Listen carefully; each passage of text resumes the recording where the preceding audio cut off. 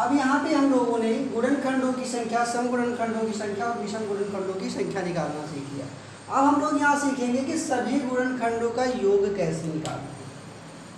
सभी गुणनखंडों का योग कैसे निकालते हैं, ठीक है दोस्त। तो सभी गुणनखंडों का योग निकालना कैसे होता है, ये 2 की घात 4 लिखा हुआ है आपका, ठीक है। तो इसके कितने फैक्टर्स बनते हैं आपके, 2 की घात 0 से लेके 2 की घात 4 तक। सभी गुणनखंडों का योग जब निकालना है आपको, तो ये 2 की घात 4 लिखा है, तो इसका जो यूनिवर्सल फैक्टर होता है 1 होता है, यानी कि 2 की पावर 0 से 2 की पावर 4 तक का ये प्लस बनाएगा और गुणे कितना, ये गुणे के चिन्ह लगा है। 3 की घात 1 का मतलब 3 की घात 0 प्लस 3 की घात 1, फिर गुणे 5 की घात 1 का मतलब 5 की घात 0 प्लस 5 की घात 1, ठीक है दोस्त। अब करना क्या है आपको, इसे जोड़ के लिखना है। तो यहाँ पे कितना हो गया, 16, 16 और 8 24, 24 और 4 28, 28 2 30 और 1 31, ये 31 गुणे यहाँ पे कितना बना आपका, 3 और 1 4, और यहाँ पे 5 और 1 6, ये बन गया आपका, ठीक है। अब बस आपको इसे गुणा करके लिखना है। ये कितना बन गया आपका, 31 गुणे 24, यही तो बना, 31 गुणे 24 यही तो बना। तो 24 इकन्नम 24 आपका कैरी हो गया 2, और 24 का अगर आप 3 में गुणा कर दो, 3 चौके 12, 3 दुनाई 6 और 1 7, 24 यहाँ 72 होता है, डायरेक्ट आप कर सकते हो। तो 24 एकम 24 हो गया, हासिल 2 आया, 24 यहाँ 72, 72 और 2 74, तो 744 आएगा दोस्त सभी गुणनखंडों का योग। क्या आएगा, सभी गुणनखंडों का जो योग आएगा वो 744 आएगा। करना क्या होगा आपका, जो प्राइम फैक्टर है आपका 2 की पावर 4, तो 2 की पावर 0 से 2 की पावर 4 तक, फिर ये गुणे लगाना है, और 3 की पावर 1 का 3 की पावर 0, 3 की पावर 1, और 5 की पावर 1 का 5 की पावर 0, 5 पावर 1, सबको जोड़ के आपको गुणा कर देना, वही हो जाएगा आपका सभी गुणनखंडों का योग, ठीक है।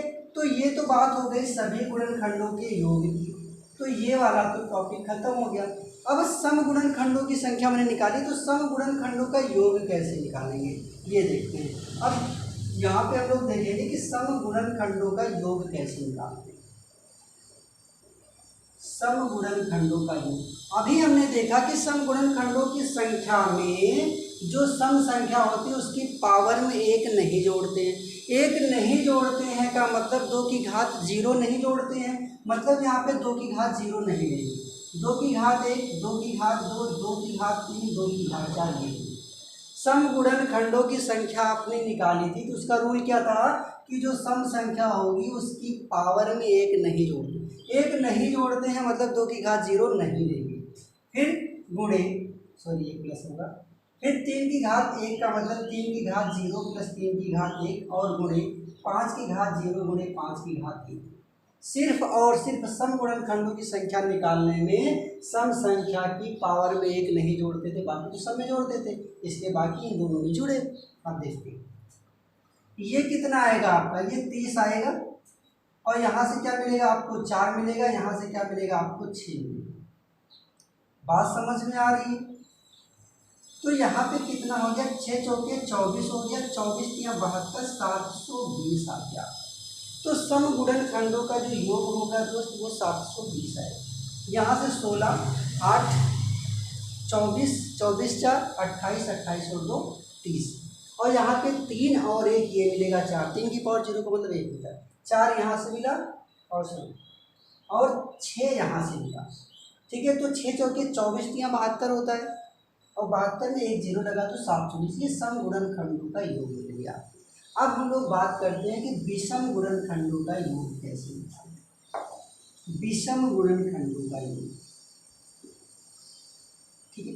तो विषम गुणनखंडों की संख्या हम लोगों ने कैसे निकाली थी, उसमें क्या था कि 2 की जो पावर थी, मतलब 2 का जो सम संख्या का टर्म था उसे पूरा का पूरा नेग्लेक्ट कर दिया गया था। सेम यहाँ पे भी क्या करना, इसको यहाँ से नेग्लेक्ट कर देना है। 3 की पावर 1 का मतलब 3 की पावर 0 प्लस 3 की पावर 1 इंटू 5 की पावर 0 प्लस 5 की पावर 1, ये हो जाएगा। सेम उसी बेस पे चलता है, जैसे विषम गुणनखंडों की संख्या चलता है सेम उसी बेस पे, बस इसमें क्या करते हैं प्लस करके मल्टीप्लाई करना। तो ये तो आपका बन गया 4 और ये बन गया आपका 6, 6 चौके 24। तो विषम गुणनखंडों का जो योग आएगा वो कितना आएगा दोस्त? 24 आएगा। ठीक है। अगला प्रश्न दोस्त कुछ डिफरेंट टाइप का है, ऐसे भी प्रश्न पेपर में आए हुए हैं। यदि यन क्या है? एक संख्या है आप। यदि यन बराबर आपका ये लिखा है में कितने धनात्मक गुणनखंड होंगे। मतलब यहाँ पे सेम वही चीज है। ठीक है, क्या कह रहा है कि इस संख्या यन में कितने गुणनखंड हैं, वही बात होगी जैसे मैंने अभी निकाला 240 का कि 240 में कितने गुणनखंडों की संख्या है। सेम वही चीज इस संख्या यन में गुणनखंडों की संख्या क्या है, कितने धनात्मक गुणनखंड है, मतलब गुणनखंडों की संख्या कितनी। ठीक है, सॉल्व कैसे करोगे कि n बराबर आप 4 की पावर 11 कॉमन कर सकते हो क्योंकि ये सबसे छोटी पावर की है। ठीक है, तो बचेगा क्या आपका 1 बचा, यहाँ पे 12 में से 11 आपने निकाला, 4 बचा। ठीक है, तो मैं इसे डायरेक्ट लिख दे रहा हूँ, आप साथ समझ रहे होंगे इसे। ठीक है, 4 की पावर 11 कॉमन करने पे यहाँ पे पूरा निकल गया 1 बचा, यहाँ पे 4 की पावर 11 निकल गया 4 बचा, 4 की पावर 11 निकल गया तो 4 की पावर 2 बचा, 4 की पावर 11 निकल गया तो 4 की पावर 3 बचा। इतनी बात आपको समझ में आ गई। अब देखो यहाँ पे ये 4 की पावर 11 ये कितना बना आपका 4 चौके 16 चौको 64 ये हो गया और 4 चौके 16 ये 64 ये और 16 ये बताओ कितना हो। ये 80 हो गया, 80 और 5 85, ये आपका 85 बना कि नहीं बना। और ये 85 जो है दोस्त वो क्या है, ये 85 जो है कितने का गुणनखंड है? 17 पचे 85 होता है कि नहीं होता है। मतलब इस 85 को आप क्या लिख सकते हो, 17 गुणे 5 लिख सकते हो कि नहीं लिख सकते हो। इस पे एक पावर लगा दिया आपने, इस पे एक पावर लगा दी, इस सब पे एक पावर होती ही। अब यहाँ तक आपको बात समझ में आ गई। जब यहाँ तक आपको बात समझ में आ गई तो निकालना क्या था, गुणनखंडों की संख्या ही तो निकालनी थी, नंबर ऑफ फैक्टर्स ही तो फाइंड करने हैं। तो गुणनखंडों की संख्या कितनी होती है, जो भी संख्या होती है। अब यहाँ पे देखना है दोस्त, ये 4 लिखा है, ये प्राइम फैक्टर नहीं है, ये प्राइम फैक्टर नहीं है क्योंकि 4 के गुणनखंड होंगे तो ये 2 की पावर 2 लिखा है। 2 की पावर 2 का मतलब 11 गुना 22, ये 2 की पावर 22 लिखा है। अब क्लियर हो गया। अब ये प्राइम फैक्टर है क्योंकि अब इसके कोई भी फैक्टर्स नहीं हो सकते। तो मैंने क्या बताया था गुणनखंडों की संख्या निकालने की, जो भी पावर होती है उसमें क्या करते, एक ऐड कर देते हैं, एक ऐड कर देते हैं और फिर गुणा कर दिया जाता है। तो ये 2 दूना 4 हो गया, 4 के 12 और 4 दूना 8 और 1 9। तो गुणनखंडों की संख्या यहाँ पे कितनी बनी, 92। तो इस प्रश्न में गुणनखंडों की कितनी संख्या बनेगी, 92 बनेगी। दोस्तों मैं किसी भी टाइप का प्रश्न छोड़ूंगा नहीं, जितने भी टाइप के प्रश्न पेपर में बनते हैं मैं वो सब बताने वाला हूँ आपको। यदि n बराबर 2 की घात 9 गुणे 3 की घात 7 गुणे 5 की घात 4 गुणे 7 की घात 3 है, तब इस संख्या n में कितने पूर्ण वर्ग संख्याओं द्वारा ये विभाज्य है और कितने पूर्ण घन संख्याओं द्वारा विभाज्य। सीधा सा मतलब यहाँ पे यही हुआ दोस्त कि कितने पूर्ण वर्ग संख्याओं, गुणनखंडों की संख्या बतानी है जो पूर्ण वर्ग संख्याओं वाले हैं और गुणनखंडों की संख्या बतानी है जो पूर्ण घन संख्याओं वाले प्रश्न। ठीक है दोस्त, तो इसको हम लोग कैसे सॉल्व करेंगे देखते हैं। तो पहला हम लोग यहाँ पे लेते हैं कि पूर्ण वर्ग संख्याओं द्वारा विभाज्य वाले कितने यहाँ पे संख्याएं बनती हैं। मतलब क्या करना है कि गुणनखंडों की संख्या निकालनी है जो पूर्ण वर्ग संख्याओं को बनाती हों इसमें। ठीक है, तो पूर्ण वर्ग संख्याएं कितनी बनेगी ये हम लोग पहले जाने। पूर्ण वर्ग संख्या कितनी बनेगी, ये जो संख्या n है मेरे पास, इसमें कितनी पूर्ण वर्ग संख्या मिलेगी। तो पूर्ण वर्ग संख्या का क्या मतलब होता है, पूर्ण वर्ग संख्या का मतलब देखो दोस्त ये होता है, जैसे 2 की पावर 2 मैंने लिख दिया तो ये पूर्ण वर्ग संख्या है क्योंकि 2 के 2 पेयर बन रहे हैं। ठीक है, ठीक है, बात समझ में आई। इसको 2 गुणे 2 लिख सकते हो कि नहीं लिख सकते, ये पूर्ण वर्ग संख्या है कि नहीं है। ठीक है, ऐसे ही मान लो मैंने लिख दिया 3 की पावर 2, तो 3 गुणे 3 ये भी तो पूर्ण वर्ग संख्या है। मतलब जिसकी पावर 2 4 6 8 ऐसे बनेगी वो पूर्ण वर्ग संख्या होगी कि नहीं होगी। जिसकी पावर सम बनेगी वो पूर्ण वर्ग संख्या है। तो इस 2 की पावर 9 में पूर्ण वर्ग संख्या कितनी मिलेगी? 2 की घात 4 मिलेगी कि नहीं? मुझे बताओ, पूर्ण वर्ग संख्या 2 की घात 9, 9 को 2 से भाग देंगे। जब भी आपको पूर्ण वर्ग संख्या निकालना, पूर्ण वर्ग का मतलब 2 का पेयर बनना चाहिए। तो 2 की घात 8, 2 की घात 8 इसमें क्या मिलेगा? पूर्ण वर्ग संख्या मिलेगी कि नहीं मिलेगी? क्योंकि 8 जो है वो सम संख्या मिल जाएगी इसमें से। तो यहाँ पे जब पूर्ण वर्ग संख्या आपको निकालना है तो बस करना क्या है कि जो भी घात होगी उसमें 2 से आपको डिवाइड करना है, जितना बचेगा वो आपको ले लेना। तो 9 में कितना मिला आपको? 4 मिल गया। ठीक है, इस 9 में कितना मिल गया? 4 मिल गया। 2 चौके 8 होता ही है। ठीक है, क्या आप इसको ऐसे भी राइट कर सकते हो? देखो, लिखने की बात यहाँ पे मैं बता रहा हूँ। आपको जब इसे पेपर में सॉल्व करना होगा तो कुछ भी लिखने की ज़रूरत नहीं। ठीक है, आप सीधा सीधा समझ लोगे कि 2 चौके 8 मतलब आपको 4 मिल गया यहाँ से, 2 तिहाई 6, आपको यहाँ पे कितना मिल गया? 3 मिल गया। ठीक है, क्योंकि 7 में जो 6 आएगा वो 2 तिहाई 6, पूरा पूरा कट जा रहा है 6, 2 दूनी 4, 2 मिल गया। मतलब 2 से भाग देने पे जितना आपको मिलता है वो आपको लिखना है पूर्ण वर्ग संख्या। और अभी मैंने पूर्ण वर्ग संख्या के बारे में बताया, जब 2 2 का क्या बनता है? पेयर बनता है। तो 9 में 8 मिल जाएगा आपको, क्योंकि 2 चौके 8, 2 चौके 8, 4 मिल जाएंगे, 4 पेयर मिल जाएंगे। ठीक है, तो यहाँ पे आपको पेयर कितना मिल गया? 4 मिल गया। यहाँ पे कितना मिल गया? 2 तिहाई 6। ठीक है, इसमें कितने पेयर मिल जाएंगे? 3 पेयर मिल जाएंगे। और यहाँ पे 4 ये लिखा हुआ है, 4 में 2 दूनाई 4, तो 2 पेयर तो इसका बनेगा ही बनेगा, ये तो टोटल कंप्लीट पहले से ही है। और ये 7 की पावर 3 में 2 इकन्नम 2, मतलब 7 की पावर 3 का मतलब 7 की पावर 2 गुणे 7 की पावर 1, ये तो लिखा है। तो जो कंप्लीट पेयर इसका 7 का बन रहा है वो 1 बन रहा है। ठीक है, पूर्ण वर्ग इसमें 7 की पावर 2 मतलब 1 ही तो पूर्ण वर्ग संख्या बन रही है, 7 7 49। बात समझ रहे हो? जिस पे पावर 2 लग गया मतलब वो 1 पूर्ण वर्ग संख्या है। ये 4 था तो 2 दूना ही 4 मतलब 2। ठीक है, ये 7 था तो 7 का मतलब यानी 3 की पावर 7 मतलब 3 की पावर 6 गुणे 3 की पावर 1, यही तो 3 की पावर 6 में क्या? 6 2 तिहाई 6 मतलब 3 पेयर बना रहा दो। बात क्लियर हो रही है आपको? कैसे चेक करना? अब देखो, तो ये पूर्ण वर्ग संख्या पहले मैंने पता कर, बस आपको 2 से डिवाइड करते चले जाना, जो भी आपको मिलेगा वो राइट कर देना, यही आपका शॉर्ट तरीका हो। ठीक है, अब क्या करना है? गुणनखंडों की संख्या निकालनी है। गुणनखंडों की संख्या निकालनी है जो क्या हो? पूर्ण वर्ग संख्या। गुणनखंडों की संख्या निकालनी है जो क्या हो? पूर्ण वर्ग संख्या। ठीक है, अब देखो, गुणनखंडों की संख्या निकालने का मैंने तरीका बताया, जो भी पावर, ये सब पावर ही है दोस्त, मैंने यहाँ पे लिखा नहीं 2 की पावर 3 की पावर 4 की पावर, ये सब क्या है? पावर ही है।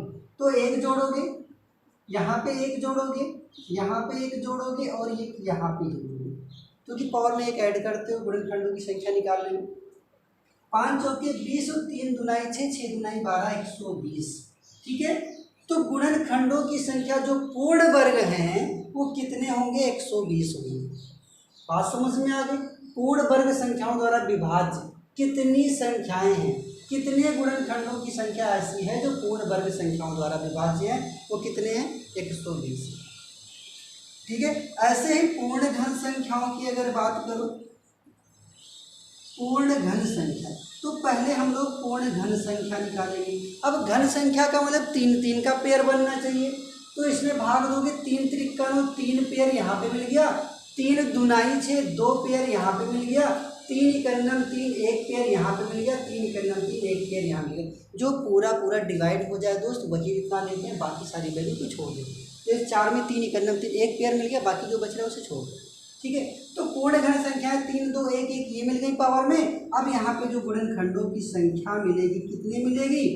गुणनखंडों की जो संख्या मिलेगी वो 4 गुणे 2 सॉरी 4 गुणे 3 गुणे 2 गुणे 2, 4 ते 12 दूना 24, 24 और दूना 48 हो गया। तो यहाँ पे गुणनखंडों की संख्या 48 आ गई जो पूर्ण घन संख्या है। ठीक है दोस्त, तो मुझे उम्मीद है आप लोगों को ये समझ में आ रहा होगा, प्रैक्टिस जरूर करना इसको। ठीक है दोस्त, एक बहुत ही प्यारा सा क्वेश्चन है दोस्त। अब इसमें आपको बताना है कि एक संख्या n है जो 9 की पावर 9 है। अब इसमें आपको बताना कि कितने पूर्ण घन संख्याओं द्वारा विभाज्य। तो सबसे पहले क्या करना है आपको कि पूर्ण घन संख्याएं ढूंढनी है। उसके बाद गुणनखंडों की संख्या कैसे निकालते हो, एक जोड़ देते हो, यही तो करते हो। तो सबसे पहले यहाँ पे पूर्ण घन संख्या, लेकिन सबसे पहला काम जो जरूरी है वो क्या होता है, प्राइम फैक्टर। क्या 9 एक प्राइम फैक्टर है यहाँ पे? नहीं है, क्योंकि 9 का फैक्टर तो अभी संभव है ना। तो n बराबर हो जाएगा 3 की पावर 2। ये होगा कि नहीं होगा? तो आप डायरेक्ट इसको लिख देना, 3 की पावर 2 का मतलब 9 दूना 18, मतलब ये 3 की पावर 18 लिखा हुआ। ये कितना लिखा है, 3 की पावर 18 लिखा हुआ है। अब इस 18 में पूर्ण घन संख्या आपको कितनी मिलेगी? 3 3 का पेयर बनना चाहिए, 3 6 18, कितने 6। इसमें आपको पूर्ण घन संख्या कितनी मिल गई? पूर्ण घन संख्या यहाँ पे आपको 6 मिलेगी नहीं, 6 पेयर मिलेगी नहीं, 3 3 के, 3 6 18, 6 मिल गए। अब यहाँ पे आपको क्या करना था, आपको पूर्ण घन संख्याओं द्वारा विभाज्य कितने, मतलब गुणनखंडों की संख्या निकालनी है। तो गुणनखंडों की संख्या कितनी हो जाएगी, गुणनखंडों की संख्या कितनी आएगी, ये आपको बताना है। बताइए गुणनखंडों की संख्या कितनी होगी। हमने क्या बताया कि गुणनखंडों की संख्या में क्या करते हैं, जो पूर्ण घन संख्या आपने ढूंढी थी, जब भी गुणनखंडों की संख्या निकालना होता है पावर में 1 ऐड करते हो, यही तो करते हो। तो यहाँ पे 6 और 1 कितना हो गया, तो यहाँ पे गुणनखंडों की संख्या 7 होगी। मतलब ये जो संख्या आपकी है, इसमें पूछा था कितने, यानी कि कितने पूर्ण घन संख्याओं द्वारा विभाज्य होगा, तो 7। ये यानी जो है वो 7 पूर्ण घन संख्याओं द्वारा विभाज्य। बात क्लियर हो गई। अगला टॉपिक है दोस्त, गुणनखंडों का गुणनफल यानी कि प्रोडक्ट ऑफ फैक्टर्स। तो मैं सबसे पहले आपको कॉन्सेप्ट बताऊंगा कि आखिर ये प्रोडक्ट ऑफ फैक्टर्स होते क्या हैं, उसके बाद मैं आपको ट्रिक बताऊंगा। ठीक है दोस्त, मेरा मतलब ये होता है कि आपको कॉन्सेप्ट जरूर जानना चाहिए। मैं तो डायरेक्ट अभी ट्रिक बता दूंगा, 1-2 सेकंड में आप क्वेश्चन को सॉल्व कर सकते हो। जैसे मैंने अभी आपको गुणनखंडों की संख्या निकालना बताया था, पहले मैंने आपको कैसे गुणनखंड क्या होता है, गुणज क्या होता है, फैक्टर्स क्या होते हैं, गुणनफल क्या होते हैं, ये मैंने बताया। ठीक है, उसके बाद मैंने आपको ट्रिक बताई, आसान लगी होगी ट्रिक आपको, मुझे उम्मीद है। ठीक है, यहाँ पे भी यही है, गुणनखंडों का गुणनफल यानी कि प्रोडक्ट ऑफ फैक्टर से निकालने हैं। तो यहाँ पे भी मैं आपको कॉन्सेप्ट बताता हूँ। तो पहले मैं आपको लॉजिक बताता हूँ कि पहला लॉजिक मैं आपको समझाना चाहूँगा। ठीक है, देखो दोस्त, अगर आपके पास कोई नंबर सपोज कर लो 60 है, आपके पास कोई संख्या है 60। ठीक है, अब इस 60 का फैक्टर क्या होगा दोस्त, मैं आपको कॉन्सेप्ट बता रहा हूँ, ठीक है, ट्रिक नहीं बता रहा हूँ। तो 60 की कितने फैक्टर होंगे, 1 से कटेगा, 2 से कटेगा, 3 से कटेगा, 4 से कटेगा, 5 से भी कटेगा, 6 से भी कटेगा। बात क्लियर हो रही, यहाँ तक तो कट गया। 7 से क्या कटेगा, नहीं कटेगा। 8 से कटेगा, नहीं कटेगा। 10 से कट जाएगा, 12 से कट जाएगा, 13 14 से नहीं कटेगा, 15 से भी कट जाएगा, और किससे कट जाएगा, ये 20 से कट जाएगा, ये 20 से भी कट जाएगा, ये 30 से भी कट जाएगा। ये तो कितना बन गया, 1 2 3 4 5 6 7 8 9 10 11, और किसी 7 से भी कट जाएगा। बात क्लियर हो गई दोस्त कि जो 60 था, जो संख्या 60 है मेरे पास, इसके कितने फैक्टर्स हैं, 12 फैक्टर, 1 2 3 4 5 6 7 8 9 10 11 12। अभी मैंने आपको शॉर्टकट में फैक्टर्स निकालना सिखाया था। करते क्या है, यहाँ पे देखो मैंने इसका फैक्टर निकाला तो कितने 12 फैक्टर्स मिले। डायरेक्ट मैंने एक मेथड बताया था कि इसका प्राइम फैक्टर करते हैं, यही तो मैंने बताया था। ठीक है, तो मिला क्या था, 2 की पावर 2 गुणे 3 की पावर 1 गुणे 5 की पावर 1। तो गुणनखंडों की संख्या, नंबर ऑफ फैक्टर्स क्या होता था, 3 गुणे 2 गुणे 2। तो 3 दूना 6 दूना 12, 12 मिला था कि नहीं मिला था, 12 मिला था कि नहीं मिला था, मिला था। ठीक है, तो यहाँ पे जब 60 का मैंने एक बेसिक तरीके से जब मैंने यहाँ पे फैक्टर निकाला, तो 12 ही तो हैं, 1 2 3 4 5 6 7 8 9 10 11 12। मैं एक बहुत ही बेहतरीन चीज़ बताने जा रहा हूँ दोस्त कि ये पहला और अंतिम का जो गुणनफल है कितना है, 60 है। दूसरा, पहले से दूसरा और लास्ट से जो दूसरा है उसका गुणनफल भी 60 है। जो संख्या आपने ली है, ठीक है, आगे से पहला लास्ट से पहला, आगे से दूसरा लास्ट से दूसरा, सबका गुणनफल आपको यही संख्या ही तो मिल रही, ये भी देख लो। 20 तिहाई 60, 15 चौके 60, 12 पंचे 60 और 10 छक्के 60। बहुत ही यूनिक चीज निकल के आई दोस्तों। पहला का लास्ट में गुणा करो, दूसरे का सेकंड लास्ट में गुणा करो, तो आपको वही संख्या मिल रही है जो संख्या आपने ली थी, ठीक है। अब देखो गुणनखंडों का गुणनफल पूछ रहा है, क्या पूछ रहा है, प्रोडक्ट ऑफ फैक्टर पूछ रहा है। तो यहाँ पे दोस्त मुझे ये बताओ कि कितने पेयर ऐसे बन रहे हैं जिनका गुणनफल 60 आ रहा है।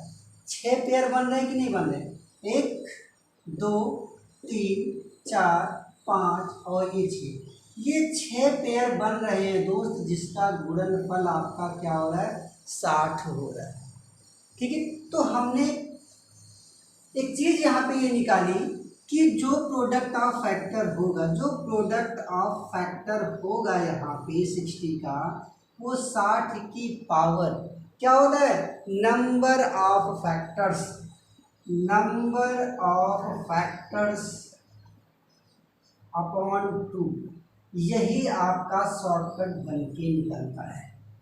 प्रोडक्ट ऑफ फैक्टर यानी कि गुणनखंडों का जो गुणनफल मिलेगा दोस्तों, वो क्या मिलेगा, जो भी संख्या आपकी होगी वो, और उसकी पावर क्या, नंबर ऑफ फैक्टर्स कितने, 12 है बाई 2 6, मतलब आपका आंसर कितना आया, 60 की पावर, नंबर ऑफ फैक्टर्स कितने मिले थे, 12, और 12/2, 2 6 12, तो 60 की पावर 6, यही आपका आंसर है। तो ये तो था कॉन्सेप्ट दोस्त। अब बताओ मुझे कि आपको इस टाइप के प्रश्न कर सकते हो, कोई भी संख्या दी होगी आप इस टाइप से, ठीक है, आप इस मेथड का यूज करके, प्राइम फैक्टराइजेशन मेथड का यूज करके आप सबसे पहले नंबर ऑफ फैक्टर्स निकाल सकते हो, क्योंकि ये इजी है। प्राइम फैक्टर्स निकालोगे, जो भी पावर बनेगी उसका 1 बढ़ा के आपने गुणा कर दिया, नंबर ऑफ फैक्टर्स आ गए। बस करना क्या है कि जो भी संख्या लिखी होगी उस पर पावर कितना लगा देना, जो भी आपका यहाँ पे बनेगा उसका आधा लगा देना, बस हो गया सॉल्व। कुछ भी कैलकुलेशन करने की जरूरत नहीं। ये तो मैंने आपको कॉन्सेप्ट बताया। एक दूसरा कॉन्सेप्ट, ये तो था नॉन परफेक्ट स्क्वायर। 60 जो है परफेक्ट स्क्वायर वैल्यू तो है नहीं, तो ये लॉजिक था पहला कि ऐसे नंबर्स जो परफेक्ट स्क्वायर नहीं है। अब एक दूसरा लॉजिक बताता हूँ जो परफेक्ट स्क्वायर होते हैं, ठीक है दोस्त।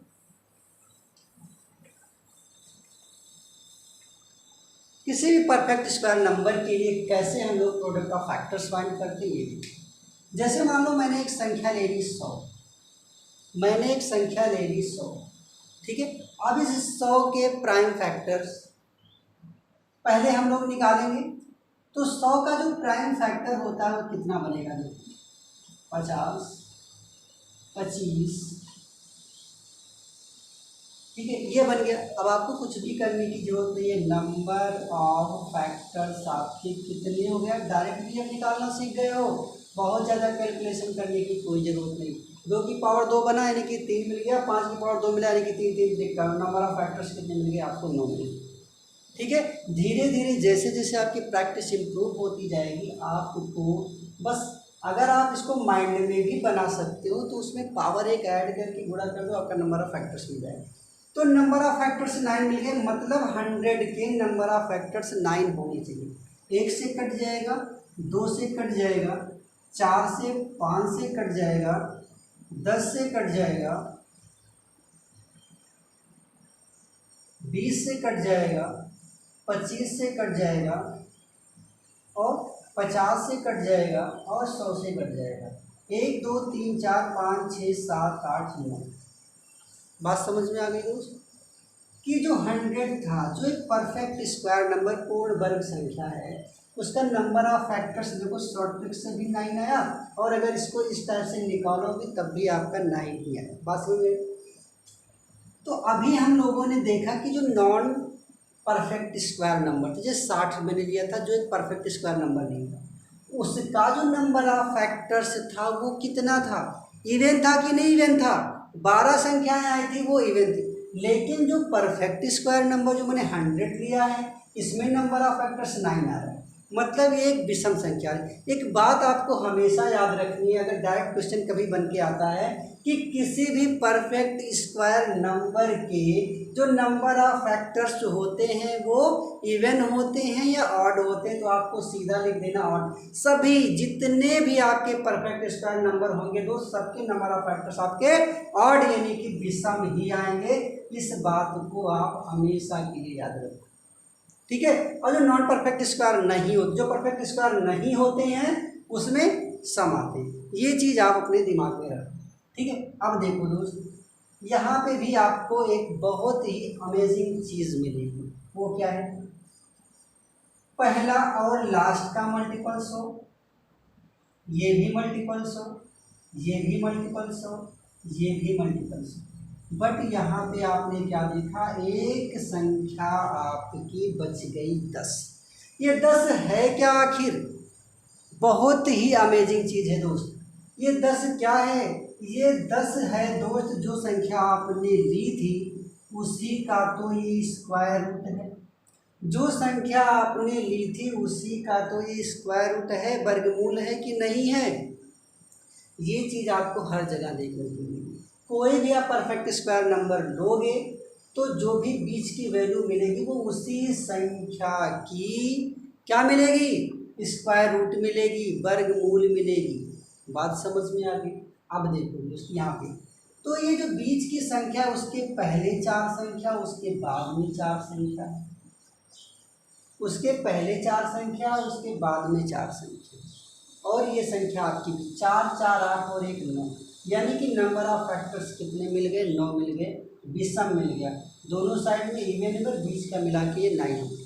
तो यहाँ पे ये बात क्लियर हो गई कि जब आपका पूर्ण वर्ग संख्या कोई होगा तो जो बीच का आपका टर्म मिलेगा वो स्वयं उस संख्या का वर्गमूल मिलेगा, ठीक है। अब हम लोग क्वेश्चन को करते हैं। अब यहाँ पे कॉन्सेप्ट तो आपको समझ में ही आ ही गया, बीच वाली संख्या के पहले और बीच वाली संख्या के बाद में उतने ही टर्म बनते हैं, ठीक है।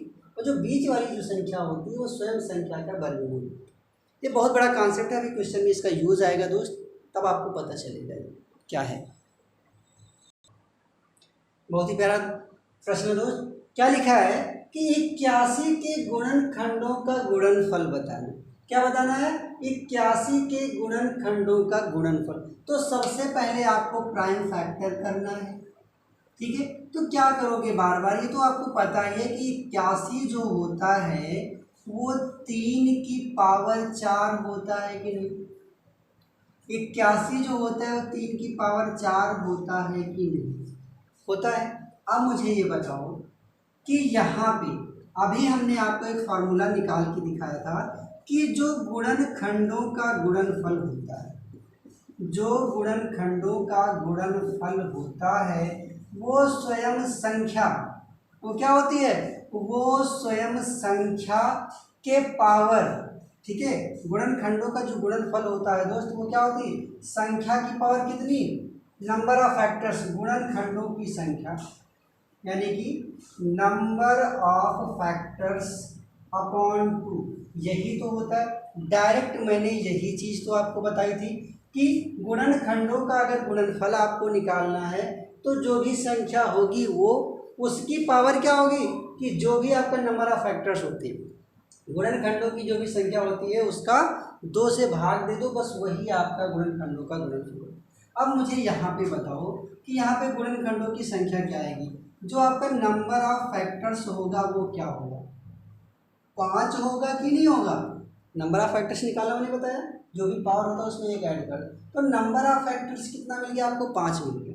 नंबर ऑफ फैक्टर्स 5 मिल गया तो गुणनखंडों का गुणनफल 81 के गुणनखंडों का गुणनफल कितना आएगा, 81 की पावर कितना, नंबर ऑफ फैक्टर्स 5 आया हुआ है और ये बटे 2। बात समझ में आ रही। और दोस्त जो ये 81 लिखा है आपको करना क्या है, ठीक है, ये 81 को आपको 9 की पावर 2 भी तो लिख सकते हो, लिख सकते हो या नहीं लिख सकते? 3 की पावर 4 भी लिख सकते हो, मैंने पहले भी बता दी। तो आप 9 की पावर 2 लिखोगे तो ये 5/2 से गुणा करोगे तो 9 की घात 5, ये भी आपका आंसर हो सकता है। या आप अगर इसे 3 की घात 4 लिखोगे, ठीक है, तो ये 5/2, 2 दूना 4, तो कितना हो गया, ये 3 की पावर 10, और ये भी आपका आंसर। तो यहाँ पे दोनों भी आंसर आपके हो सकते हैं, जैसा भी आपका आंसर में ऑप्शन हो आप उसके अकॉर्डिंग यहाँ पे टिक लगा सकते हो। ठीक है दोस्त, तो बात समझ में आ गई, गुणनखंडों का गुणनफल कैसे निकालते हो। सबसे पहले क्या करना, आपको नंबर ऑफ फैक्टर्स निकाल लेने, उसको 2 से डिवाइड कर, जो भी संख्या है उस पर क्या करना है, नंबर ऑफ फैक्टर्स के आधे की पावर लगा दो, फिर अगर इसका फैक्टर बन रहा होता है तो करो, नहीं तो छोड़ दो, वही आपका आंसर हो जाएगा। ठीक है, अगला प्रश्न है दोस्त, 468 गुणे 100 के गुणनखंडों का गुणनफल आपको बताएं। कैसे करोगे बताओ, कैसे कर सकते हो? सीधा सा वही तरीका है, प्राइम फैक्टर करो, गुणनखंडों की संख्या निकाल के आधा कर दो। ठीक है, बस वही। कैसे करोगे, ये 100 का तो फैक्टर मत करो, क्योंकि ये 2 की घात 2 और 5 की घात 5 का गुणनफल ही 100 होता है। 468 कर दो पहले यार। ठीक है, तो कितना बनेगा, 2 3 4 17। ठीक है, अब मुझे बताओ, ये 3 से कट जाएगा, 3 3 का 9 और 2 बचा, 3 और 27, फिर 3 से कट जाएगा, अब ये 13 से बनता है।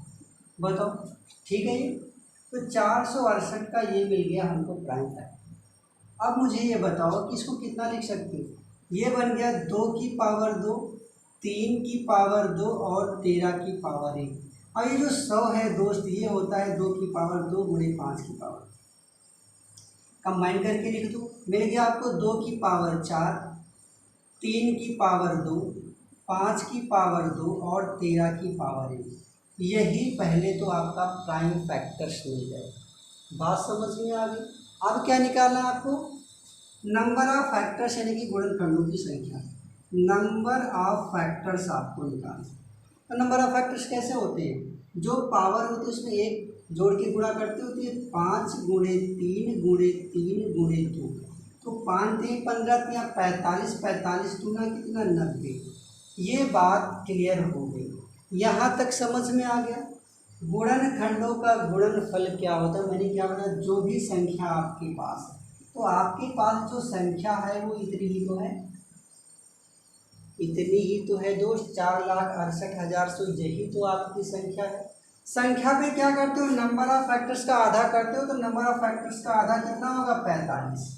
बस यही आपका आंसर। कितना आसान, अब आप कर सकते, बस करना क्या, प्राइम फैक्टर्स निकालो, नंबर ऑफ फैक्टर्स निकालो। ठीक है, नंबर ऑफ फैक्टर्स का आधा कर दो, जो भी संख्या है उसी पे लगा दो, सीधा सीधा आपका गुणनखंडों का गुणनफल आ गया। ठीक है दोस्त, दोस्तों बहुत ही जबरदस्त प्रश्न है ये। बस आपने अगर पूरा कॉन्सेप्ट अच्छे से सीखा होगा तो आप इसे सॉल्व कर सकते। क्या लिखा मैंने, 1 और रूट n के बीच संख्या n के 14 गुणनखंड। अब अगर आप थोड़ा सा अपने माइंड को रिवाइंड करोगे तो आपको एक चीज़ दिखेगी, वो क्या थी, मैंने लिखा था 100, लिखा था 100, फैक्टर लिखे थे मैंने, बीच में 10 आया था और लास्ट में इसका 100 आया। बस बीच की जो संख्या मिली थी वो क्या थी, इसी संख्या की क्या थी, इसी संख्या की वर्गमूल थी कि नहीं थी। यहाँ पे भी तो वही है दोस्त, 1 लिखा है, रूट n का मतलब ये संख्या n। अब देखो ये संख्या n है, ये संख्या n, ये 1, ये 1 है, ठीक है, और यहाँ पे जो है, जो बीच की संख्या है वो रूट n है आप, तो लास्ट में आपको n मिलेगा। 100 का फैक्टर क्या होता था, 1, और लास्ट में वही स्वयं संख्या उसकी फैक्टर बनती थी कि नहीं, और बीच में जो मिला था आपको वो इसी संख्या का वर्गमूल मिला था कि नहीं, मिला था। अब देखो यहाँ पे क्या बोला है कि 1 और रूट n, 1 और रूट n मतलब इसके बीच में, इसके बीच में 14 गुणनखंड है, कितने, 14 गुणनखंड। तो मैंने क्या बताया था, जब यहाँ पे रूट 10 था तो उसके पहले 4 संख्या थी, उसके बाद में 4 संख्या थी, यही तो थी। तो अगर 14 इधर है दोस्त, तो 14 इधर भी तो होगी इसके बीच, 1 और रूट n के बीच अगर 14 गुणनखंड है तो रूट n और n के बीच में भी तो 14 गुणनखंड होगा। अब मुझे बताओ 14 ये और एक ये 15, 14 ये और एक ये 15 और बीच की संख्या आपकी 1, तो टोटल 31। मतलब क्या हुआ कि 1 और रूट n के बीच अगर आपके 14 गुणनखंड हैं तो ये एक मिला के 15 और इधर का एक मिला के 15, बीच वाली संख्या एक 15, 15 30 और एक 31। मतलब इस संख्या n के गुणनखंडों की कुल संख्या आपकी क्या आएगी, 21 आएगी। बहुत ही जबरदस्त क्वेश्चन है दोस्त। ठीक है, चलो अगला सवाल करते हैं।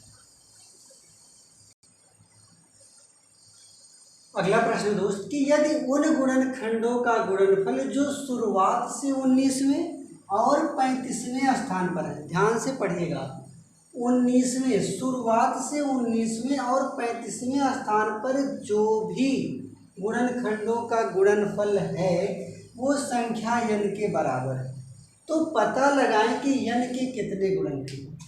ध्यान यहाँ पे देना कि संख्या n के बराबर है क्या, जो शुरुआत से 19वें और 35वें स्थान पर है वो संख्या n के बराबर है। मतलब गुणनखंडों का जो गुणनफल आ रहा है आपका 19वां और 35वां स्थान पर शुरुआत से, वो संख्या n के बराबर है। अब यहाँ पे मुझे बताओ कि क्या मैंने अभी कॉन्सेप्ट में आपको ये नहीं बताया, थोड़ा सा माइंड आप रिवाइंड करो। देखो मैंने जैसे बताया था एक 60 मैंने लिया था, तो 60 के मैंने आपको फैक्टर बताए थे। क्या बताए थे मैंने आपको, ये 1 2 3 4 5 6 और 10 12 15 20 30 और 60, इससे कट जाएगा कि नहीं कट जाएगा, कट जाएगा। तो कितने फैक्टर्स बनते थे, 1 2 3 4 5 6 7 8 9 10 11 12। ये बात आपको क्लियर, ये मैं बता चुका। यहाँ क्यों बता रहा हूँ, क्यों, उन गुणनखंडों का गुणनफल जो शुरुआत से 19वें और 35वें स्थान पर संख्या n के बराबर है, संख्या आपकी 60 है। अब मुझे बताओ इसका गुणनफल भी 60, पहला और लास्ट से पहली संख्या और लास्ट की 12वीं संख्या का गुणनफल आपका संख्या के बराबर है कि नहीं। शुरुआत से दूसरी और अंत से दूसरी, मतलब शुरुआत से दूसरी और शुरुआत से ही 11वीं संख्या का गुणनफल भी आपका 60 है। मैं क्या कहना चाह रहा हूँ आप समझ गए। शुरुआत से 19वें और 35वें, मतलब जो शुरुआत से संख्या n के बराबर, तो संख्या n के बराबर क्या होती है, जो संख्या शुरुआत से जो होती है वही संख्या अंत से भी उतने होती है। ठीक है, तब उसका गुणनफल स्वयं संख्या के बराबर आता है। शुरुआत से दूसरी और अंत से दूसरी संख्या का गुणनफल स्वयं संख्या होती है कि नहीं होती। यहाँ पे भी तो वही चीज़ कहने की कोशिश कर रहा है कि शुरुआत से 19 और शुरुआत से ही 35वें स्थान पर जो आपकी संख्या है वो संख्या n के बराबर है। मतलब आपने क्या देखा कि शुरुआत से दूसरा और शुरुआत से 11वीं संख्या का गुणनफल भी आपकी वही संख्या है। तो जो शुरुआत से दूसरा और शुरुआत से जो 11वीं संख्या का गुणनफल आपका अगर 60 है तो वही बात तो हुई कि ये शुरुआत से दूसरी और अंत से भी तो दूसरी, चाहे इसे कहो शुरुआत से 11वीं और चाहे कहो अंत से दूसरी, एक ही बात। तो यहाँ पे क्या कहने की कोशिश कर रहा है, जैसे मान लो कि अगर मैं कह दूँ कि ये जो स्थान है मेरा ये शुरुआत से 19वां स्थान है, तो अगर ये शुरुआत से 19वां स्थान है तो इसका जो भी गुणनफल उधर बनने वाला है जो संख्या के बराबर आएगा वो अंत से भी तो 19वां स्थान ही होगा। बात समझ रहे हो कि नहीं समझ रहे हो, तभी दोनों का गुणनफल स्वयं उस संख्या के बराबर आएगी। क्योंकि यहाँ पे देख लो ये दूसरी संख्या है शुरुआत से और ये अंत से दूसरी संख्या का गुणनफल ही तो आपका संख्या के बराबर आ रहा है। या यूं भी कह सकते थे शुरुआत से दूसरी और शुरुआत से 11वीं संख्या का गुणनफल 7 है। तो शुरुआत से अगर ये 11वीं है तो अंत से दूसरी भी तो है, तो अगर ये शुरुआत से 35वीं है तो अंत से 19वीं भी तो है। बात समझ में आ गई होगी आप। तो अगर कोई संख्या जैसे मान लो शुरुआत से 19वीं संख्या यहाँ पे है, तो यहाँ पे जो 35वीं संख्या आपकी बन रही है वो आपकी अंत से, वो आपकी अंत से 19वीं संख्या बनेगी कि नहीं बनेगी। बनेगी। अब देखो दोस्त, 1 से शुरू होता है, तो 1 से लेके यहाँ तक आपकी कितने गुणनखंड मिल गए? 35। कितने गुणनखंड मिल गए? 1 से लेके यहाँ तक आपके 35 गुणनखंड मिल गए। और जो 35वीं संख्या है वो अंत से 19वीं संख्या है, मतलब 18 गुणनखंड आपका इधर भी तो मिल गया। तो टोटल कितना हो गया? 53। तो कुल गुणनखंड आपके कितने मिल गए, यानी कि कितने गुणनखंड होंगे? 53। यही आपके आंसर होंगे। ठीक है दोस्त। अगला प्रश्न है दोस्त कि 225 से कम प्राकृतिक संख्याओं में कितनी संख्याओं के विषम गुणनखंड होंगे? किसकी बात कर रहा है दोस्त? विषम गुणनखंड की बात कर रहा है। अब मुझे ये बताओ कि विषम गुणनखंड किस टाइप के संख्याओं में मिलते हैं। हमने आपको बताया था कि विषम गुणनखंड हमेशा पूर्ण वर्ग संख्या यानी कि परफेक्ट स्क्वायर नंबर में हमेशा विषम गुणनखंड ही मिलते हैं। 100 का जैसे मैंने एक एग्जाम्पल लिया हुआ था, याद करो आप। ठीक है, तो कोई भी परफेक्ट स्क्वायर नंबर यानी कि पूर्ण वर्ग संख्या होगी उसमें विषम गुणनखंड मिलते हैं। बोला क्या? 225 से कम। अब यहाँ पे हम बस एक ही काम करना कि 225 से कम कितने पूर्ण वर्ग संख्याएं हैं वो ढूंढ लो, ये पता चल जाएगा कि उतने ही विषम गुणनखंड होते हैं। अब मुझे बताओ, 225 से कम की बात कर, 225 से कम। अब ये 225 स्वयं क्या है? 15 का स्क्वायर है, ये भी तो एक परफेक्ट स्क्वायर नंबर है। तो अगर ये 15 परफेक्ट स्क्वायर नंबर है तो इसमें विषम गुणनखंड मिलेंगे कि नहीं मिलेंगे? लेकिन कहा क्या है? कम, 225 से कम, मतलब 14 का स्क्वायर मिलेगा आपको। 15 स्क्वायर से कम 14 का स्क्वायर मिलेगा, इससे कम आपको 13 स्क्वायर मिलेगा, 12 स्क्वायर मिलेगा, 11 स्क्वायर मिलेगा, 10 स्क्वायर मिलेगा, और ऐसे ऐसे जाते जाते 1 का स्क्वायर मिलेगा। बताओ मिलेगा कि नहीं मिलेगा? मैंने यहाँ पे स्क्वायर में संख्या क्यों लिखी? क्योंकि आपको पता है कि विषम गुणनखंड हमेशा परफेक्ट स्क्वायर नंबर में ही मिलते हैं। तो परफेक्ट स्क्वायर नंबर 225 से कम कितने परफेक्ट स्क्वायर नंबर मिले? 14, 13, 12, 11, 10, 1, मतलब 1 से लेके 14 तक के परफेक्ट स्क्वायर नंबर मिले, और इन्हीं 14 परफेक्ट स्क्वायर नंबर में ही तो विषम गुणनखंड मिलेंगे दोस्त। तो आंसर आपका कितना आएगा? 14। ठीक है, यानी कि 14 परफेक्ट स्क्वायर नंबर है आपका जो 225 से कम है, और इतने 14 परफेक्ट स्क्वायर नंबर अगर ये हैं आपके, ठीक है, तो विषम गुणनखंड हमेशा क्या होते हैं? परफेक्ट स्क्वायर नंबर भी तो मिलते हैं। यानी कि आपके जो विषम गुणनखंड होंगे वो 14 ही तो आएंगे, क्योंकि 14 ही तो परफेक्ट स्क्वायर नंबर बन रहा है, इसलिए आपका आंसर भी 14 ही आएगा। ठीक है दोस्त। तो प्रश्न क्या है दोस्त कि पहली 100 प्राकृतिक संख्याओं में कितनी संख्याओं के विषम गुणनखंड होंगे? ठीक है, कितनी संख्याओं के विषम गुणनखंड होंगे ये आपको बताना। अब मुझे बताओ, मैंने अभी आपको बताया कि विषम गुणनखंड जो होते हैं हमेशा परफेक्ट स्क्वायर नंबर में ही मिलते हैं। तो 1 से 100 तक की संख्या की बात करें, ठीक है, तो 1 से 100 तक की संख्याओं में 1 स्क्वायर, और जो 100 है हमारा वो 10 का स्क्वायर बनेगा कि नहीं बनेगा? इसके पहले 9 का स्क्वायर बनेगा। बात बताओ, समझ में आ रही? 1 से पहली 100 प्राकृतिक संख्या, 1 से 100 तक की संख्याएं हैं, विषम गुणनखंड बताना। तो विषम गुणनखंड क्या होते हैं? परफेक्ट स्क्वायर नंबर से ही तो विषम गुणनखंड मिलते हैं हमको। तो 1 से 100 तक में 10 ही तो परफेक्ट स्क्वायर नंबर मिलेंगे, क्योंकि 100 का 10 दाम 100 होता है। तो 1 से लेके 10 तक, 1 से लेके 10 तक यही 10 क्या मिले? 10 विषम संख्याएं ही तो मिली हमको। 10 विषम गुणनखंड मिल गए कि नहीं? हमको यहाँ पे 10 विषम गुणनखंड मिल गए। अगर प्रश्न में पूछा होता कि पहली 100 प्राकृतिक संख्याओं में कितनी संख्याओं के सम गुणनखंड हैं, ठीक है, अगर विषम गुणनखंड पूछता तो आपका आंसर 10 हो गया, 10 विषम गुणनखंड है। लेकिन अगर पूछ लेता कि संख्याओं के सम गुणनखंड कितने हैं, तो क्या करते?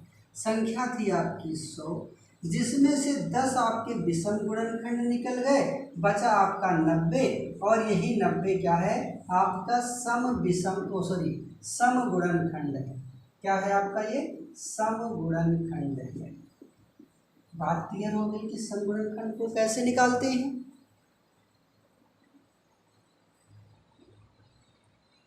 अगला बहुत ही प्यारा प्रश्न दोस्त कि 2 अंकों की कितनी संख्याएं हैं जिनके केवल 3 गुणनखंड।